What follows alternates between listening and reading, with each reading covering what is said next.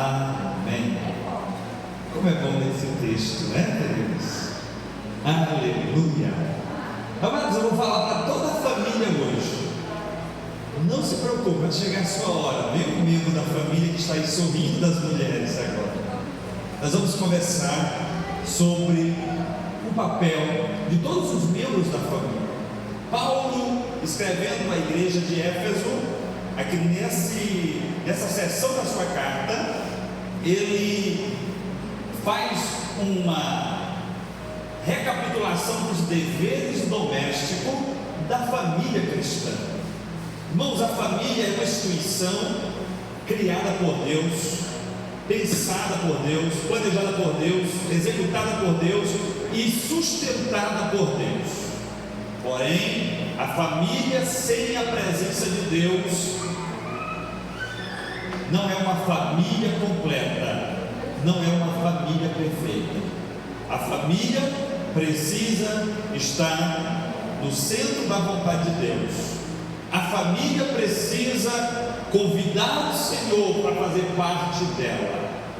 E a família que tem o Senhor, ela tem essas características. Nós vivemos uma época pós-moderna em que a luta a igualdade dos direitos tem levantado uma grande batalha, uma grande guerra nas famílias. O feminismo apoderou-se desta luta pela igualdade dos direitos e tem sido uma heresia para destruir a família cristã. Mas nós, famílias cristãs, temos a Bíblia como a nossa única regra de fé e prática, como a nossa bússola, a nossa carta de orientação. Nós seguimos a Bíblia com muito amor, com muita dedicação e com muito temor a Deus. Portanto, para a mulher cristã, não deve ser um peso estar sujeita ao seu marido.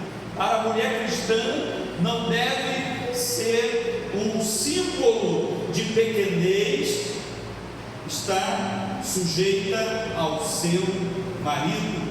Para a mulher cristã, não deve ser um motivo de vergonha estar sujeita ao seu marido, porque a família cristã, ela tem o marido como o cabeça da casa, como cabeça da família. E Paulo, ele faz uma analogia teológica quanto a este papel do homem na família. Ele diz que o homem, ele é o cabeça da casa, assim como Cristo, o Senhor, é o cabeça da igreja. Da mesma forma que a igreja está sujeita a Cristo, a esposa precisa estar sujeita ao seu marido. E essa sujeição é em amor. Essa sujeição é a luz da palavra. Essa sujeição anda longe de ser uma servidão, de ser uma escravidão, de ser uma humilhação, de ser uma vergonha. Essa sujeição, ela glorifica a Deus. Aleluia. Nós vivemos uma época moderna em que a mulher conseguiu um status de igualdade com o marido. Isto é verdade, isto é fato. Mulheres que se destacaram no mercado de trabalho, no mercado profissional. Nós temos hoje médicas, advogadas, juízas, temos vereadoras, deputadas, senadoras. Já tivemos até mulher presidente da República na nossa nação. A mulher, ela conseguiu galgar os patamares semelhantes ao do homem na sociedade, de forma que já há uma igualdade, uma equiparação, e isto é bom. Porém, a mulher cristã, mesmo tendo uma liberdade financeira, sendo uma profissional, mesmo assim, ela precisa se lembrar de que a vida dela, a vida conjugal, a vida familiar dela é pautada nos conformes da palavra de Deus.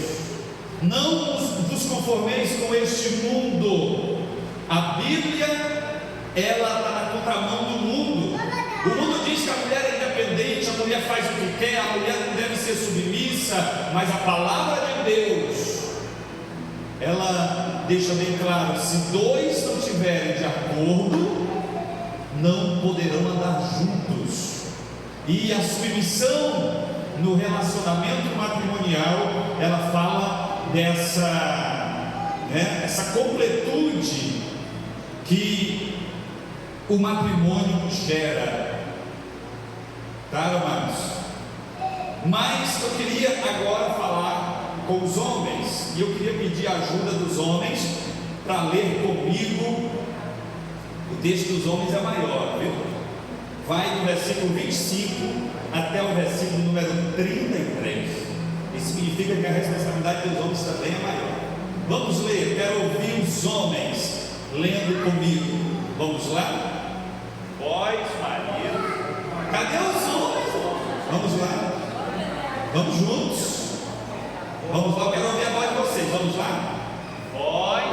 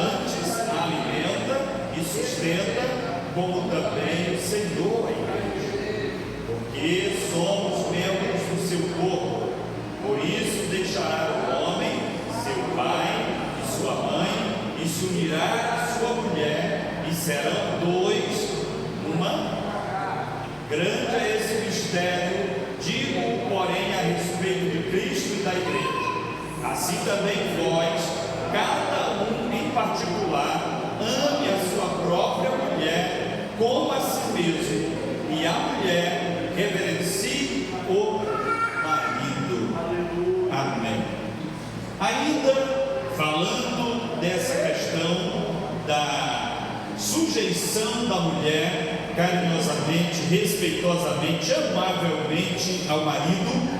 Paulo, ele chama aqui o marido para a responsabilidade. Da mesma forma que a mulher deve estar submissa ao marido, como Cristo, como a igreja submissa a Cristo, os homens precisam amar as mulheres, o marido precisa amar a esposa, da mesma forma que Cristo amou a igreja. E observe que Cristo amou a igreja fazendo o quê? Dando a sua própria vida por ela. Veja a responsabilidade para a qual os homens são chamados aqui, queridos: amar a esposa como Cristo amou a igreja e entregou-se por ela. Você tem amado a sua esposa? Você tem honrado a sua esposa? Você tem guardado a sua esposa? Tem protegido a sua esposa? Proteger a esposa não é simplesmente abrir um guarda-sol ou um guarda-chuva para ela no momento necessário. Proteger a esposa também diz respeito à honra, à moral, à integridade moral desta mulher. Tudo isso está sobre os seus ombros, esta responsabilidade. Amar uma pessoa como Cristo amou a igreja e deu-se por ela, irmãos, é uma tarefa muito alta. Não é simples assim. Quantas vezes nós, deixa eu virar as costas aqui para ela, né? Quantas vezes nós falhamos contra a nossa esposa? Quantas vezes nós pecamos contra a nossa esposa? Quantas vezes nós a tratamos mal, tratamos às vezes com grosseria, com uma impaciência? Porque quando chega assim na época dos 40, parece que os hormônios da paciência vão embora, e por qualquer coisinha o pavio já está queimando, e a gente quando percebe já disse, já falou e já ofendeu. E aí, amados, acontece um problema, irmão Oswaldo, que a maioria dos homens pensa que é a solução, que sara a ferida, o tempo. Ao invés de ele ir lá e se reconciliar com a esposa e pedir perdão para a esposa, como ela sendo um vaso mais frágil, aleluia. E quando Paulo fala da mulher como um vaso mais frágil, é porque ele está falando ali não só da força física, mas das emoções. A mulher é mais sentimental, a mulher é mais sensível, e cabe a nós homens reconhecermos quando avançamos o sinal no nosso relacionamento, irmos lá e jogar a toalha e dizer: meu amor, eu reconheço que eu me excedi, que eu falhei, que eu pequei, me perdoe.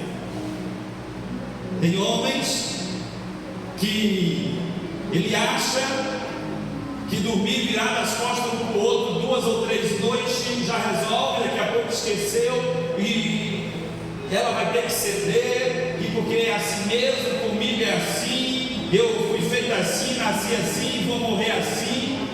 Não, queridos, se você age desta forma, você não está pautando a sua família e não está cuidando da sua esposa conforme a ordenança bíblica. A ordenança bíblica é que você cuide dela, que você ame ela da mesma forma que Cristo ama a igreja, e Ele deu a sua vida por ela. Então você precisa amar a sua esposa acima de qualquer coisa. Acima de qualquer coisa, você deve amar a tua esposa até mesmo acima dos teus próprios filhos, porque a Bíblia diz que quando se casam, e o texto aqui fala lá no finalzinho, que tornam-se ambos uma só carne. E eu não ando me esmurrando no meu corpo, a menos que eu não esteja bom dentro da cabeça. Eu não ando retalhando o meu próprio corpo, pelo contrário, eu cuido do meu corpo para que ele tenha saúde.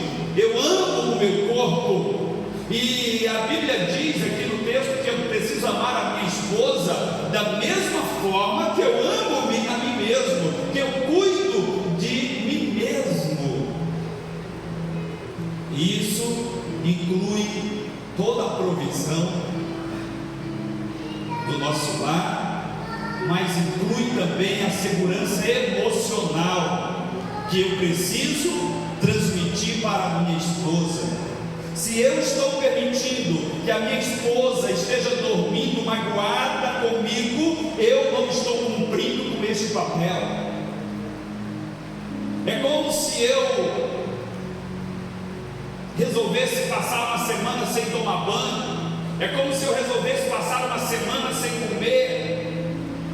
É como se eu estivesse doente e recusasse o remédio. Não, meu corpo vai ter que se virar, vai ter que se curar a si mesmo. Quando eu não cuido da minha esposa, é como se eu estivesse me comportando desta maneira. E eu pergunto: você se comporta assim?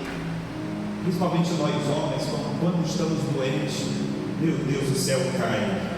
Um dia desse eu passei mal na rua, vim para casa, nem a mulher foi pegar no trabalho. Meu bem, pega o Uber aí que eu estou passando mal e tal. Cheguei em casa, tomei o remédio, fui varrer, dormi a tarde toda. A gente é sensível quando se sente mal, mas eu preciso amar a minha esposa como eu amo e cuido do meu próprio corpo. Quando a minha esposa precisa de mim, eu tenho sido condescendente com ela.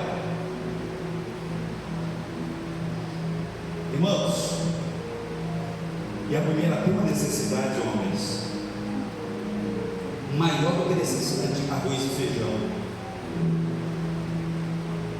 e a necessidade de atenção. E você já percebeu como nós estamos cada vez mais sem tempo? Esse bendito desse celular, de vez em quando eu tenho as orelhas puxadas lá em casa, a mulher se aproxima para conversar uma coisa importante, e quando eu percebo, eu já estou no celular e eu recebo a bronca na hora. É importante. Olhe no olho, ouça com atenção, dê o tempo devido para a sua esposa, ela carece disso, desse momento. Então, amados, estou pregando para vocês, mas primeiro está servindo para mim. Nós precisamos amar a nossa esposa, nós precisamos ouvir a nossa esposa, até quando a gente acha chata a conversa, até quando a gente acha que aquele negócio não é importante, poderia deixar para depois. Ouça, dê atenção, cultive, aleluia, o amor no relacionamento, porque o amor não é só colocar o arroz e o feijão dentro de casa, o amor não é só a intimidade matrimonial, não, amados. O amor é a vivência, a completude no lar. Os irmãos estão compreendendo? Além de você ser o sacerdote da sua casa, marido, a responsabilidade espiritual está sobre os seus ombros. Além de você ser o provedor, além de você ser o exemplo para a tua esposa e para os teus filhos olham para ti, principalmente os filhos homens, eles olham para o pai como exemplo, as filhas mulheres também olham para o pai como exemplo. Quando o pai é uma lástima, dificilmente a filha mulher, ela vai querer se casar quando crescer, porque teve um péssimo exemplo em casa, vai crescer traumatizada, e se casar vai já vir com uma série, com uma lista de restrições a respeito do matrimônio, porque vivenciou em casa o sofrimento da mãe, o sofrimento até mesmo de si próprio, por causa dos maus tratos, quem sabe por causa da falta de tempo, da falta de atenção, da falta de companheirismo. O pai é um exemplo para a esposa, é um exemplo para os filhos. O pai precisa ser o melhor amigo da esposa. O marido precisa ser o melhor amigo da esposa. O pai precisa ser o melhor amigo dos seus filhos. Você tem conversado com os seus filhos, principalmente os filhos homens, conversado sobre a profissão, sobre os estudos, conversado sobre a Bíblia, sobre o Evangelho, sobre a vida eclesiástica desse filho, porque nós formamos filhos, amados, para dar continuidade à obra de Deus. Quantos filhos, quando criam asas, voam e não querem mais saber de Bíblia, de igreja, de Evangelho? O pai precisa ser um exemplo, precisa ser um amigo, precisa ser um companheiro, um confidente dos seus filhos. Tire tempo para os seus filhos. Mas vamos continuar, porque o tempo não espera. Agora, eu queria que os filhos, quando eu falo filhos aqui, todos são filhos, mas eu queria que a juventude, quem é solteiro aqui ainda, leia comigo esse texto de Efésios capítulo 6, versículo 1 e versículo 2 e versículo 3. Todos encontraram aí? Vamos lá? Todos os filhos e filhas lendo. Vós sede obediente a vossos pais no Senhor, porque isso é justo. Honra teu pai e a tua mãe, que é o primeiro mandamento com promessa, para que te vá bem e vivas muito tempo sobre a terra. Aqui Paulo, ele se lembra dos filhos que ainda estão em casa, dos filhos que estão em submissão aos seus pais, e ele observa para os filhos, que os filhos devem ser filhos obedientes aos seus pais, obedientes no Senhor, obedientes conforme a palavra de Deus. Esse obedecer no Senhor significa obedecer conforme a palavra de Deus. Se o pai é um pai ímpio e quer te levar para a perdição, logo essa obediência não é no Senhor. A obediência no Senhor é aquela obediência que edifica,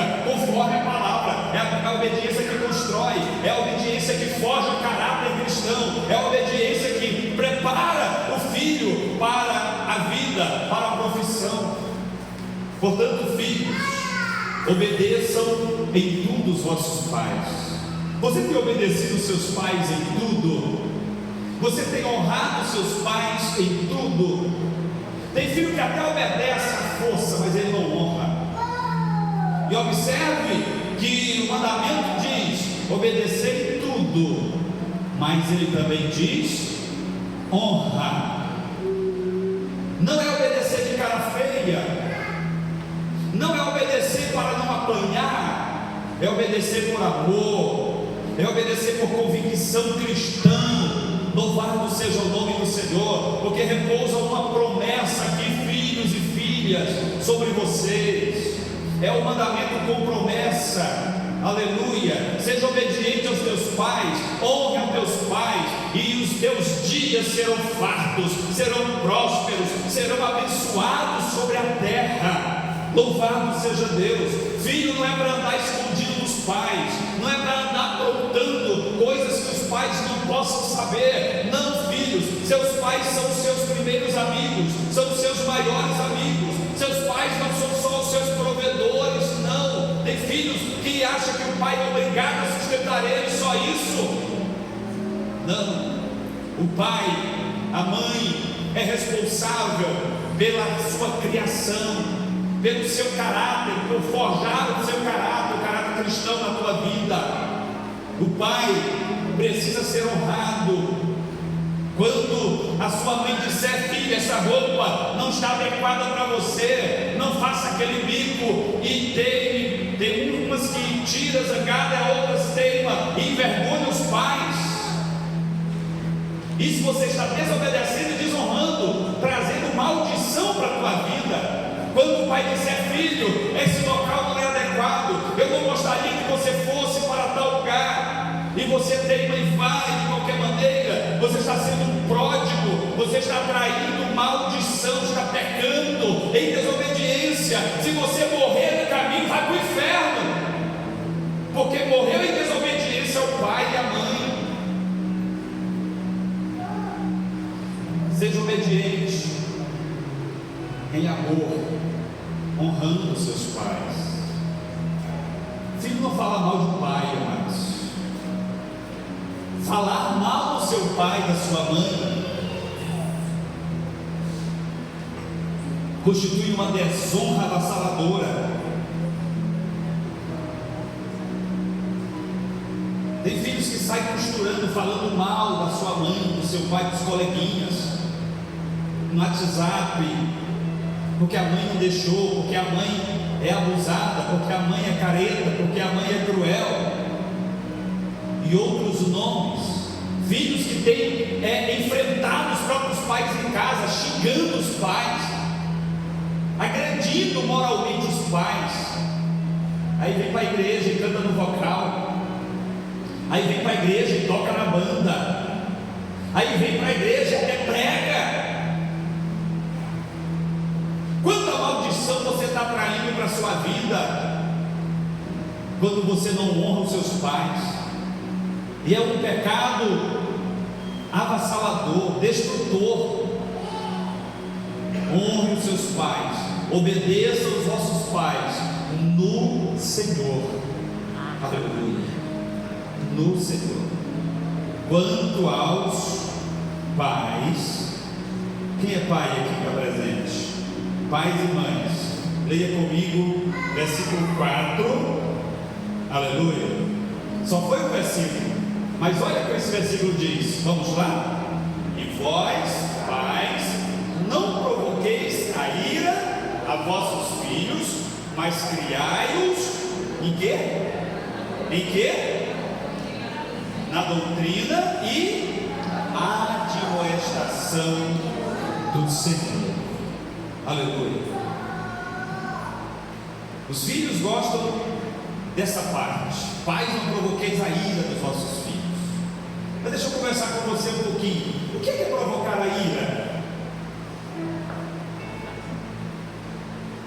É não deixar você ir para onde você quiser, a hora que você quiser. É tirar o cabresto e deixar você fazer o que der na telha, porque se não for assim você vai ficar irado, então teu pai vai estar pecando, é isso? Não, queridos. Aí está falando da responsabilidade ética e moral que os seus pais têm com os filhos. Se prometeu, cumpra.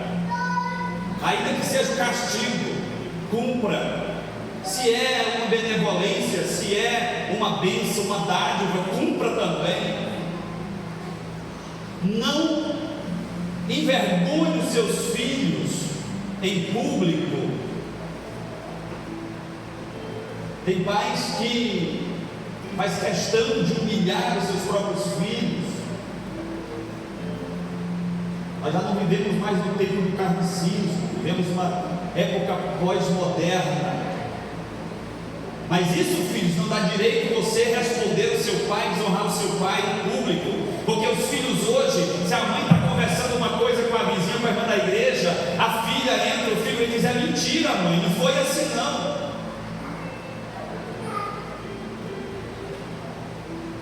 Não estou me referindo a isso. Isso aí precisa ser corrigido e punido, amados. Porque isso é uma questão amoral. Nós não podemos permitir isso nos nossos lares. Filhos, não façam esse tipo de coisa. Não é assim não, mãe. Foi desse jeito. Espere, corrija depois. Mãe, a senhora falou isso e isso. Parece que é assim. Será que não seria assim, mãe? Será que não seria assim, pai? Mas não envergonhe o seu pai. Da mesma forma, o filho, o pai precisa ter cuidado para não envergonhar os seus filhos. Aí depois vem, aqui no versículo 4, criar na doutrina. O que é criar na doutrina, amados? Nos preceitos. Não é só ler a Bíblia com ele, como já foi citado aqui. Não é só vir para a igreja com ele, mas é estabelecer a doutrina na vida do seu filho, na sua casa. A sua casa é a primeira igreja. A forma como seus filhos andam em casa tem que ser uma forma cristã. A forma como vocês se vestem em casa, se comportam em casa, precisa ser uma forma cristã que glorifique a Deus. Precisamos vigiar nestes aspectos, ter cuidado nestes aspectos.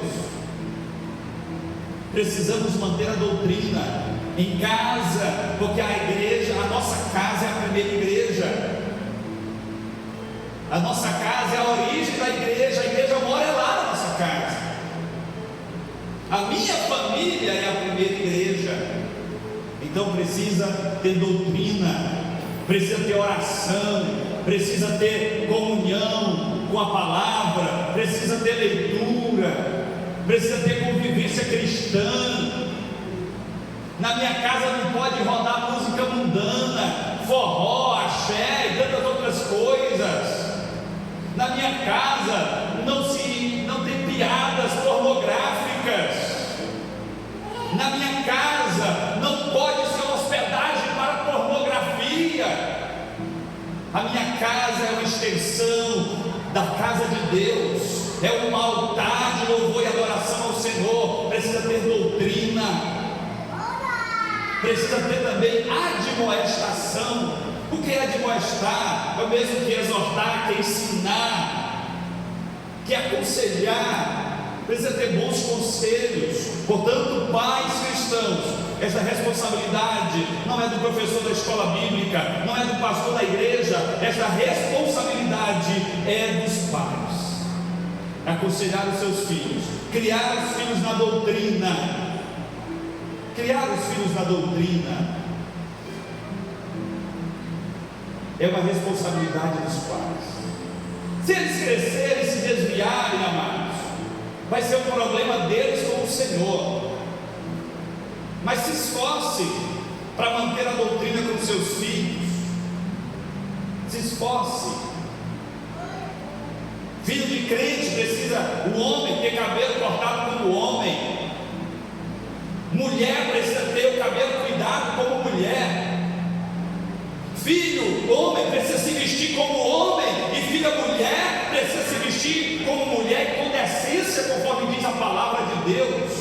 Tem meninas adolescentes que chegam na igreja, a gente fica com vergonha da situação. E dá junto dos pais. Parece que os pais não estão vendo. Ainda são adolescentes, irmãos. Se nós não ensinarmos hoje, como será o amanhã dessas crianças?